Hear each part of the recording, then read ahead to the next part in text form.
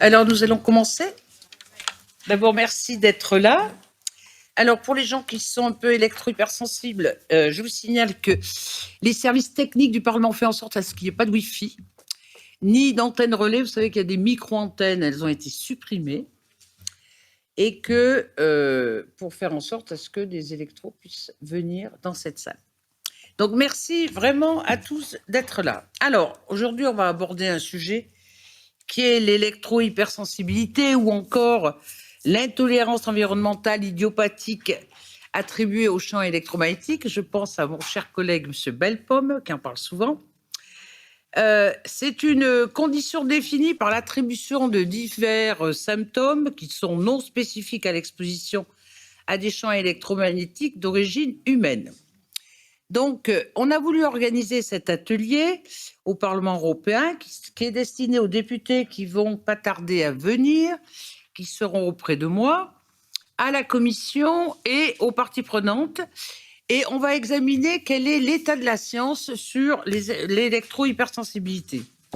Les recherches et les publications d'une douzaine de scientifiques qui viennent de toute l'Europe. Vous voyez qu'il y a différentes personnes qui viennent de différents pays, qui vont présenter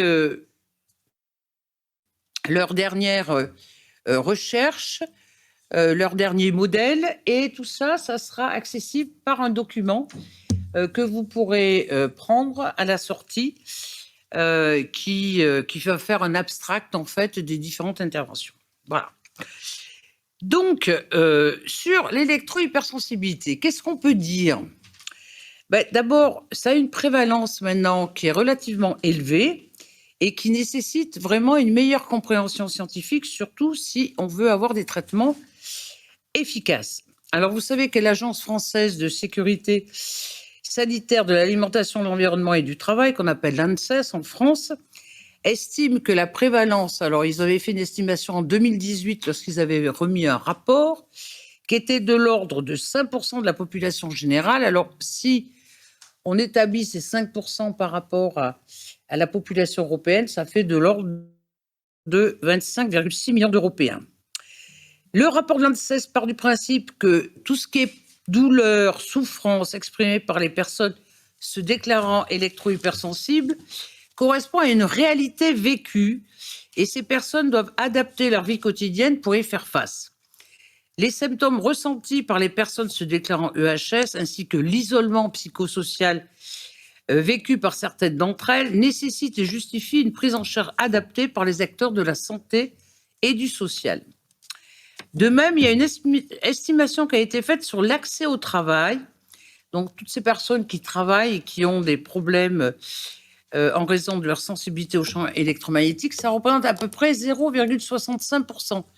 Ce qui fait à l'échelle européenne 5 millions de personnes quand même qui demandent à avoir des conditions particulières pour travailler. Alors, quelle est la position du Parlement européen sur l'électro-hypersensibilité? Eh bien, le Parlement invite les États membres à accorder aux personnes souffrant d'hypersensibilité électromagnétique le statut de personne à capacité réduite afin qu'elles puissent bénéficier d'une protection appropriée et de l'égalité des chances. Mais ce qui n'empêche, c'est qu'il y a une grosse controverse scientifique et médicale sur la causalité de l'électro-hypersensibilité, qui réside en fait dans quoi? Dans l'absence de critères cliniques et biologiques reconnus pour le diagnostic. Les hypothèses explicatives vont de l'effet psychologique nocebo à la sensibilité individuelle, les réponses individuelles au champ électromagnétique dépendant des propriétés génétiques et épigénétiques de chacun. D'autres experts universitaires préconisent d'envisager une déficience fonctionnelle ou un syndrome neurologique, et encore des systèmes de désintoxication perturbés par le stress qui sont saturés par un stress oxydatif excessif. Donc, vous voyez, il y a un éventail d'hypothèses par rapport à cette électro-hypersensibilité. Alors, ce que je vous propose et comment on a organisé cet atelier, il y aura 3 parties. Une première partie, c'est les dernières découvertes scientifiques sur les EHS.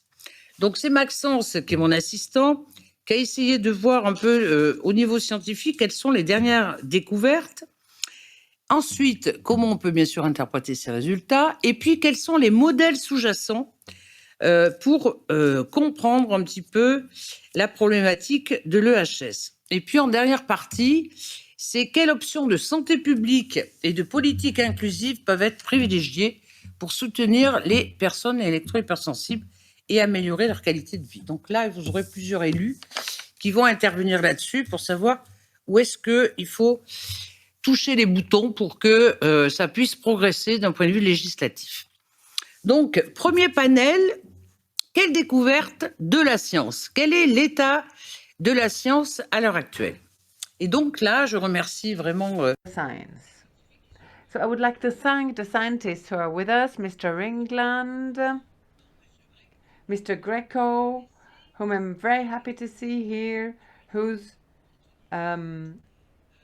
hypersensitive, electro-hypersensitive, Mr. Stein, Mrs. Stein, who will be in video conference, and Mr. Dimitrios Panagopoulos, who comes from Greece.